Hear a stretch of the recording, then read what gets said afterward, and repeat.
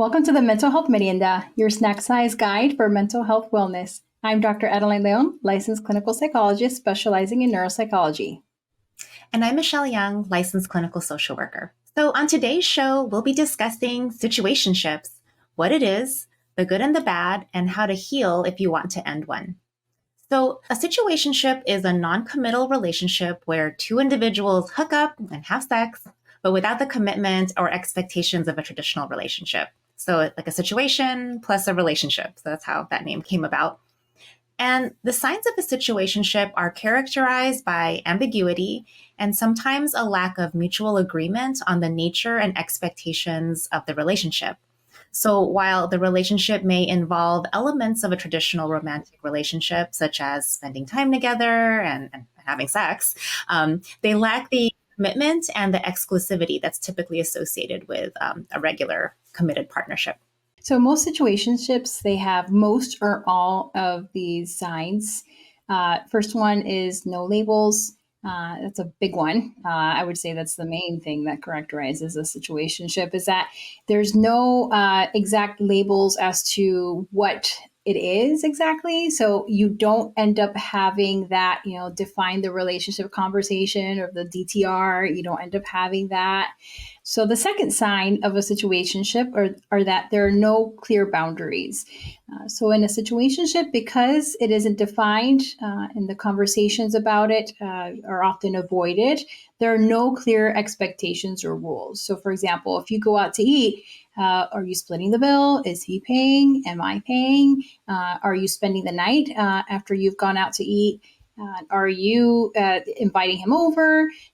Just all these things are just, not that clearly defined because you don't really have these set rules and expectations that you tend to have in a traditional relationship. The third sign of a situationship is irregular or superficial contact and communication. So in situationships, the communication can be a really big challenge. I think this is a real big one. So people involved in situationships, they rarely talk in a kind of like a regular pattern. So one week you might talk just a couple times. The next week you might be texting each other every day, multiple times per day, and talking on the phone. But regardless of how often you speak, you do end up avoiding those more serious topics. You're kind of walking on eggshells a little bit and trying to avoid those deep conversations, trying to avoid, again, because it might kind of delve into things that are more about defining the relationship. And that's something that you both tend to avoid, or at least one of you is avoiding those labels. And so those communication patterns, that could be a really, really big issue in these situationships. And when it comes to healthy relationships, communication is huge. We have a video on that, on healthy relationships. So we'll link that below. Definitely make sure to check that out if you haven't already. And then the fourth characteristic of a situationship is lack of integration into each other's lives. So I think this is also a key one. So in a situationship, people involved don't usually introduce the other person to their family and sometimes maybe the friends. It kind of depends, but especially the family. That's the one I think that we tend to avoid that. Yeah. And the connection seems to exist in a vacuum or in the bedroom. So despite spending so much time together and then even being intimate and having that sexual connection, you don't have that opportunity to get to know the other person outside of that situationship. So again, not integrating each other into each other's lives, that's a huge one because in most committed relationships, you eventually get to that point. But in situationships, that tends to be avoided. And then the fifth characteristic of a situationship is that it doesn't grow and sometimes it doesn't end. It's very ambiguous. So in the situationship, due to that lack of communication and that clear boundary setting, individuals avoid talking about the future that define the relationship conversation, like you said earlier, or having that conversation about what either of you want in the long term. So all you really know is the current situation, whatever that may be. And it seems to be working well enough, at least for the present moment. And because communication is not clear, sometimes situationships end in really hurtful ways or really abrupt ways. So think ghosting or you just never hear from them again. So that can also tend to happen. And it's really hurtful when ghosting of any kind happens. So, situationships can sometimes cause confusion and emotional turmoil on at least one person in the relationship. And as you can see in those 5 characteristics that we mentioned, one person might be more impacted than the other, and that could lead to a lot of turmoil and distress.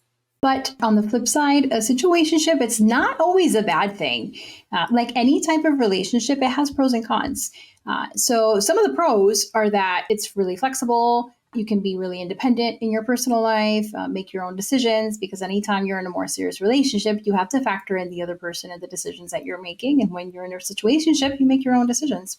Freedom to explore and prioritize your personal goals and aspirations. So let's say you're in school and you're working and you have a really stressful job, you're really focused on school, you need to be able to study whenever you need to. I can say for myself in my PhD program, I was not in a relationship for the majority of that time. And that would have been really difficult with me studying for days and days on end, working on my dissertation for days and days on end. I think a relationship would have been really stressful to me at that point.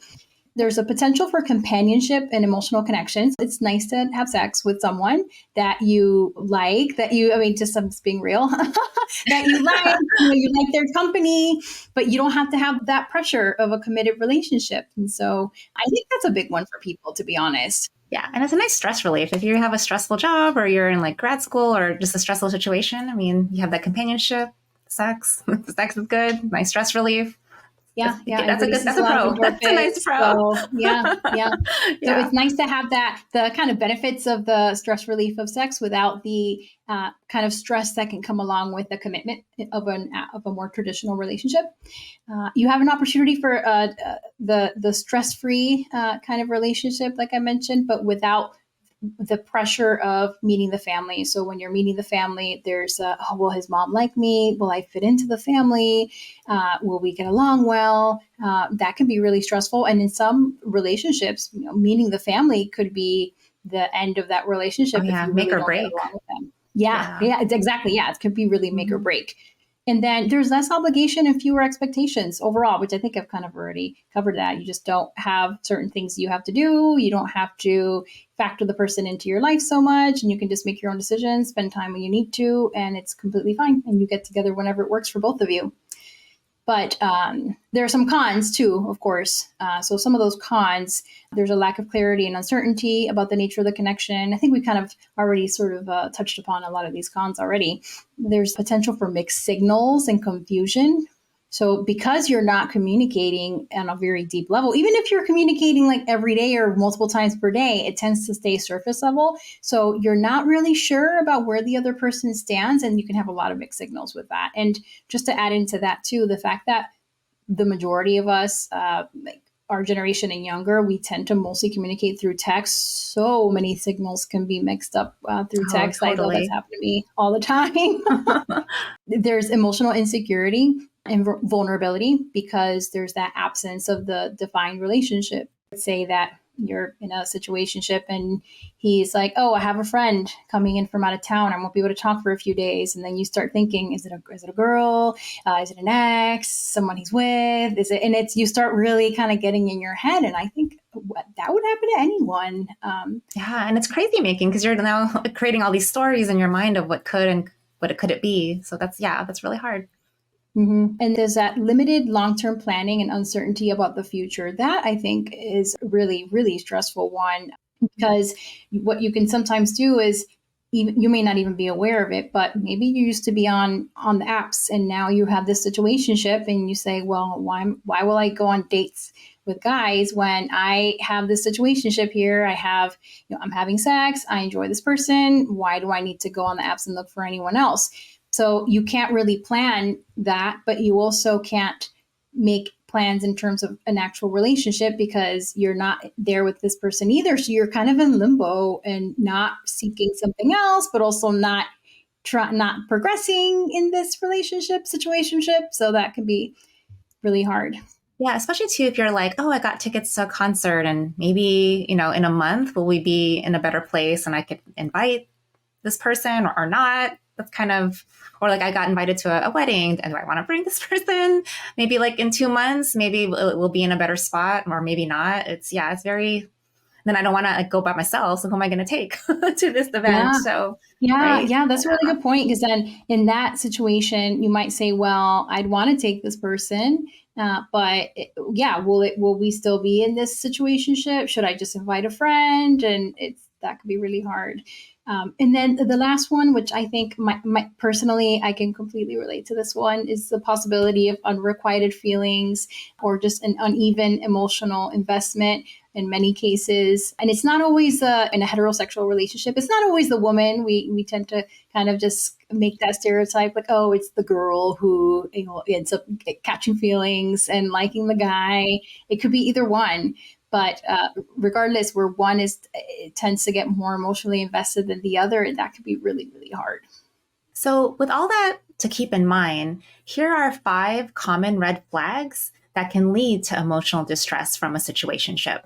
So, the first red flag is one sidedness. So, a situationship can become toxic if both parties have different expectations for the relationship, or if the power dynamic between the participants is unequal. So, one person clearly, caught feelings, like really, really likes the other person. The other one's a little bit like, no, I don't really feel the same way, but they continue on this path.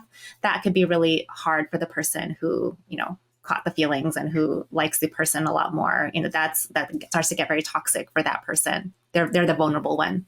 And then the second red flag is feeling undervalued. So a situationship can become really unhealthy if one person starts to feel like they're being used by the other person. So they're only calling you when they want something. They only call you when they want to have sex. Maybe you try to call them to spend time together and they don't respond for days on end. And then you're just like feeling like you're waiting around. So that feeling undervalued, feeling used, that's not a great feeling. And that's a feeling that, if you struggle with, depression or low self-esteem, it just feels that. So it's really, really toxic and really dangerous. And then the third red flag to watch out for is any type of dishonesty. So a situationship can be unhealthy when one person feels like they're being kept a secret, or if one person seems to be deceitful, like there's, again, with that lack of communication gets really hard. It could breed dishonesty pretty easily. But if you feel like, the person's embarrassed to be around you, you're only hanging out in the evening or just not going anywhere outside the bedroom, especially if you really like this person, that's not a great feeling and can lead to just, again, feeling like really bad about yourself, really bad about the situation. So dishonesty is another big one.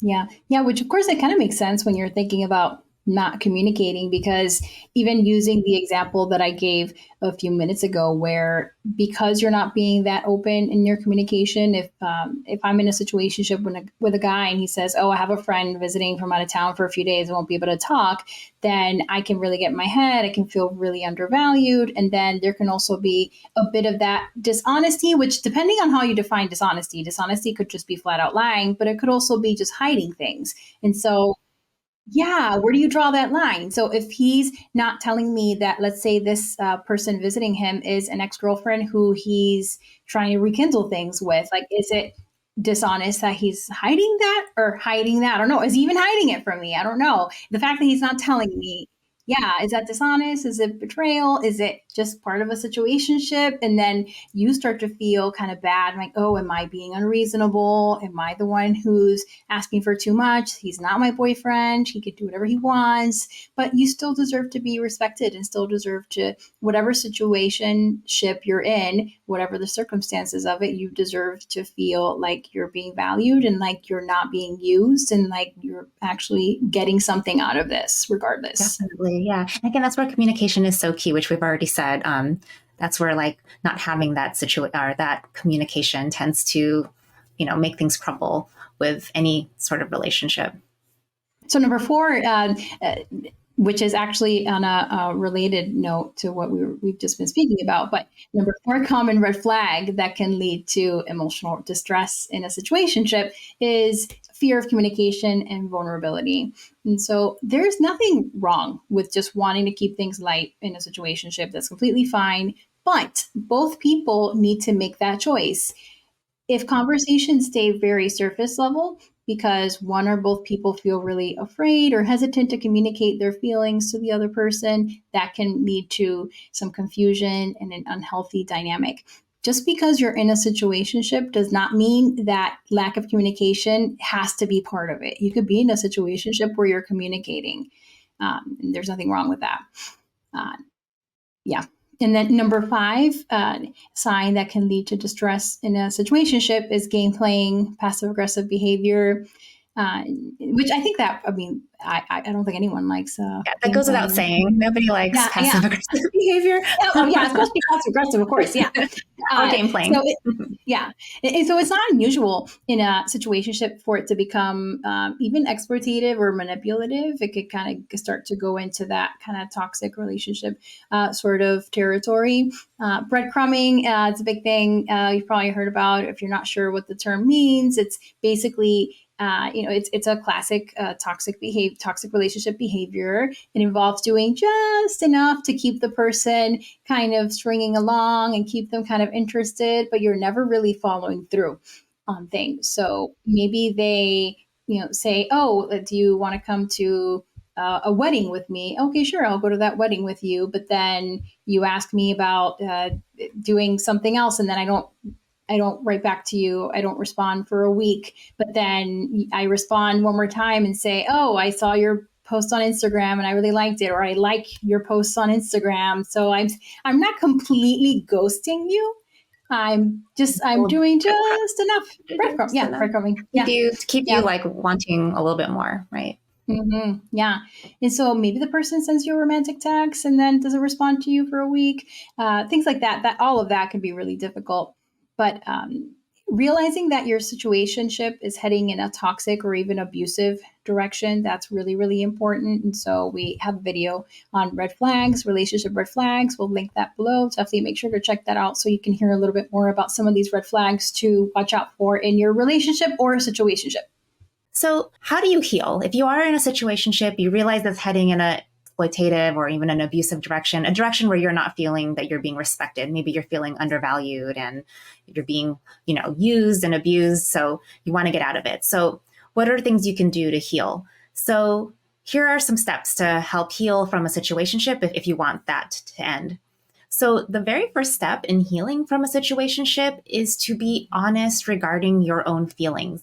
So really think about what it is you want in a relationship or in a situationship, and don't feel guilty for whatever it is that you want. So sometimes our feelings change, and that's not something to feel bad about or feel guilty about. So maybe in the beginning of this situationship relationship, you did want something casual. You wanted something, no strings, no labels. You weren't in that headspace at the time. But after spending time with this person and getting to know them, your feelings grew. You like this person a lot. And that's really common when you spend a lot of time with somebody for your feelings to grow for them.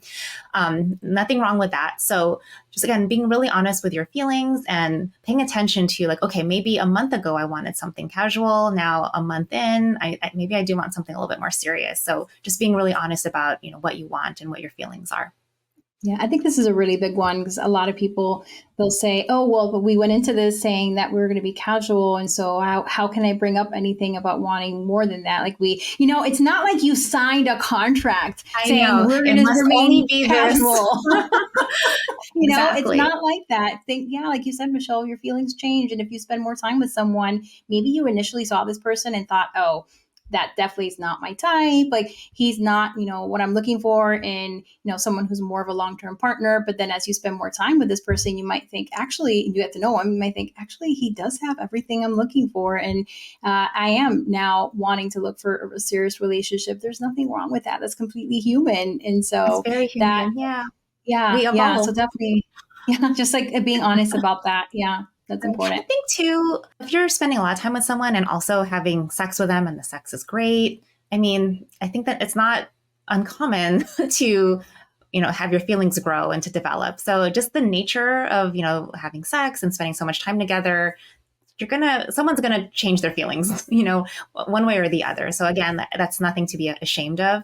I think that's a natural progression of spending time with someone and having good sex. I mean, come on. Yeah. So first step is to be honest with your feelings. And then the second step to heal is to communicate those feelings and those needs. And then also being okay with walking away from the situationship if they're not going to give you what it is that you want. So if it turns out after communicating your feelings, communicating your needs, that you want different things, then again, that's okay. You don't have to, strong arm them into feeling the way you do. But if you guys don't want the same things, then you have to be okay with walking away. And at that point, it is just better to end things because you want different things at this point. It's not the same. So it's probably better in the long run to walk away sooner than to let this progress and then for feelings to grow even deeper and then to try to walk away later. I think this is another really big one too. It's people are so scared to end the situationship, especially if you are developing feelings for someone. And like the example I gave a few minutes ago, if I start to now see this person as someone I can really have a long-term relationship with, then I might feel like, oh, I don't want to ruin that chance. So why would I end something with someone who has something really casual with me and I want to make it more serious? I don't want to end it. Like I want to go in the other direction. I don't want to go in the ending direction. But I always say this, Sales, think about it this way. If you are, let's say now in a headspace where you do want a serious relationship and you want to let this person know, if you continue in this situationship, that is taking you out of the dating pool from meeting someone who potentially would be really great for you, who does also want what you want. You have to think of it that way. Otherwise, you get stuck in this situationship, just kind of pushing for, like you said, Michelle, like kind of even strong arming them sometimes, trying to push for something more serious. When meanwhile, you're missing out on someone else out there who does want what you want, and you're no longer putting yourself in that dating pool. Yeah, it's much better to end things with this person who doesn't want what you want and leaving yourself open to the universe to meet someone who is going to give you what you want. And maybe it might take some time to meet that other person, but it's going to happen much faster than staying with a situationship where if they're not giving you what you want and you're not getting your needs met, it's just better to end things. Yeah, and it's not fair to you. Yeah, it's definitely not fair to you. Um, and then the a third step to heal from a situationship is to, so let's say you let them go. Now give yourself time to grieve. Give yourself time to heal from this breakup, and to heal at your own pace. So I think what gets really hard is that because this wasn't like a quote unquote real relationship, you kind of feel like, oh, is this a breakup? Should I just like move on quickly? But no, just like any end of a relationship, you're going to feel sad, you're going to feel disappointed, and allow yourself to feel those feelings. Allow yourself to feel sad and disappointed and any other negative feelings. Because what happened is now you're mourning that loss. There was a loss here. There was a loss in a potential relationship. So all those expectations you had, that excitement that you had about the future, could this get more serious? Now that's all gone. So it's okay to mourn those lost expectations that you may have. And we actually did a video on healing from a breakup. And I think whether it's a, quote unquote, real committed relationship or a situationship, the healing process is very similar. So make sure to check that one out. We'll also link that video below, how to heal from a breakup. Yeah, and I think what we really get into in more detail in that healing from a breakup video is that the mourning process and the grief that you experience, it's not necessarily grieving the actual relationship, or in this case, situationship. It's grieving that potential. It's grieving Yeah, those expectations. expectations. Yeah, and I think that applies to situationships even more because a situationship is mostly expectations. It's many expectations that never were able to be realized, that were never able to actually come to life. And so, yeah, I think sometimes, with friends, you might even feel kind of embarrassed that, like, oh, I don't know why I'm so, hung up on this person. It's just, it was never even anything big. And I don't even want to talk about it. I feel dumb. But it's more about those expectations about, oh, well, maybe he will start to like me. Maybe he will see that we're such a good fit together. Maybe he will see that, we would be, we have all these things in common, or, oh, he would love my family. Oh, my mom would love him. It's all, that's really what you're mourning, are those expectations. And that is completely valid. Yeah. So number four, the fourth tip to help you heal from a situationship is to create physical and emotional distance from this person. Like any breakup, distance is needed to help yourself heal from this process. So while you're giving yourself time to heal, Try to avoid overthinking. I know easier said than done, but try to avoid overthinking and getting lost in hypothetical situations and what if scenarios related to the situationship. Prioritize self care, spending time with loved ones. So maybe you can reconnect with friends and family if you've been kind of more involved in this situationship and spending more time with that person. You can now spend time with other people in your life who are really important to you. And then take time to reflect about what you truly want in a relationship and what aligns with your values and needs. This is so important. If there are any unhealthy patterns of getting in these situationships, identify the reasons why. I think it's a lot easier to say, again, I'll say this from the perspective of a heterosexual woman. I think it's a lot easier to say, oh, men all want sex, men never want any relationships, but there are married men. There's quite a few married men. So some men do get in serious committed relationships. So what is it? Is it a pattern? It may or may not be a pattern, but do you have a pattern of one after another getting in these situationships when you actually do want a relationship? What's getting in the way of you getting into an actual relationship if that is what you want? Yeah. A And lot of like so, that introspection is so important. mhm. And sometimes with friends too, what can happen is we are as friends, we want to support someone going through a hard time. And so, depending, a lot of friends, they won't say things like, well, you have had this pattern of getting in these situationships one after the other. Do you think there's something there? But a lot of friends won't do that. A lot of friends will say, oh yeah, men are all the same. Men just Yeah. want Oh, he sex. So they sucks. Let's might, just move on. Just he sucks. Let's yeah, just move on. Yeah. Yeah. yeah. So if you're noticing that, so the fifth one, I'm kind of getting into the fifth tip to help you with healing from a situationship is there might be some situations where you need to seek professional help or support. Because if you are kind of talking to your friends about it and they're like, oh yeah, I met a guy who was just like him. And oh, we went through this. And then they're kind of talking about what's going on with them, which is normal in a friendship to do that. In a therapy situation, the psychotherapist is completely impartial. They're objective. It's all about processing things with you. They're not going to be talking about their own situationships. At least we hope they don't. They're God. not supposed Wow. to. Hopefully not. They Again. will. They're not supposed to. Yeah. And we'll stress here too, like we're talking about like a licensed mental health professional to seek that counseling, that therapy, that support. Yeah. And I think too, and you touched upon this earlier, Adeline, but when we're in a situationship, which again, quote unquote, is not, a real relationship. So maybe this was a relationship where that you didn't tell a lot of people, maybe, people didn't know about it. And some situationships can go on for a really long time for some people. And so when it ends, and people didn't know about it, or maybe you kind of talked about this person like lightly, this is where therapy and having that is really helpful to have, because then you can really process how you felt about this situationship, this relationship that you got into, that maybe you're not getting that support when you break up from a committed relationship, because then everybody knows about it. Everyone kind of rallies around you when you're going through a breakup from a long-term committed relationship. In a situationship, people don't get that same support in a lot of cases because of the nature of the relationship. It's it's on the low, it's on the down low. It's not maybe publicly advertised and whatnot. So you can, in therapy, get that individualized support that you'd probably be missing from the outside world, because people, didn't maybe see your relationship as something serious. All right, so that's all we have for today's episode on situationships. So again, I'm Michelle Young, licensed clinical social worker. And I'm Dr. Adeline Leon, licensed clinical psychologist. So if you like our show and want to see more content like this, make sure to check out our other videos on YouTube. We actually have a relationship playlist, so be sure to check that out. Those videos would be, there's one on dating, on healthy relationships, on relationship red flags, and also how to heal from a breakup. And also make sure to like this video and subscribe to our channel so that you can get notifications for when we have new videos. And we'd love to hear from you in the comments. So have you ever been in a situationship?